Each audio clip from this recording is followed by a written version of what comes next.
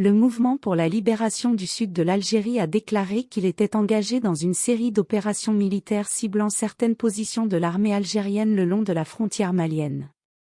Selon un rapport provisoire émanant de sources locales à Timiaouin et Bordj Badji Mokhtar, un certain nombre de soldats algériens ont perdu la vie ou ont été blessés dans cette zone. En réponse à cette situation, le général-major Saïd Chenegria, commandant de l'armée nationale populaire, a donné l'ordre de déployer un bataillon mécanisé de la 4e région militaire afin de renforcer les bases militaires situées dans le sud du pays. Les autorités en Algérie ont pris des mesures pour réprimer l'expansion des mouvements indépendantistes dans le sud. La région sud de l'Algérie a une histoire marquée par différentes rébellions et mouvements de protestation, souvent liés à des revendications sociales, économiques et politiques. Ces révolutions reflètent les défis auxquels la région est confrontée, notamment en termes de développement, de droits des minorités et de gouvernance.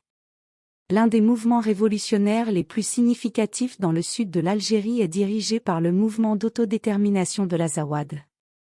Principalement composé de Touaregs, ce mouvement revendique l'autodétermination et la reconnaissance de leur identité culturelle ainsi que de leurs droits politiques. Le gouvernement algérien a réprimé la rébellion de ce mouvement arabe, laissant des séquelles de profond ressentiment dans la région. Cette répression a mis en évidence les disparités économiques et sociales entre le nord et le sud de l'Algérie, ainsi que les tensions ethniques et culturelles persistantes. Au fil des années, d'autres mouvements ont émergé, notamment en Kabylie, où les 10 millions d'habitants revendiquent également leur indépendance par rapport à leur vaste territoire.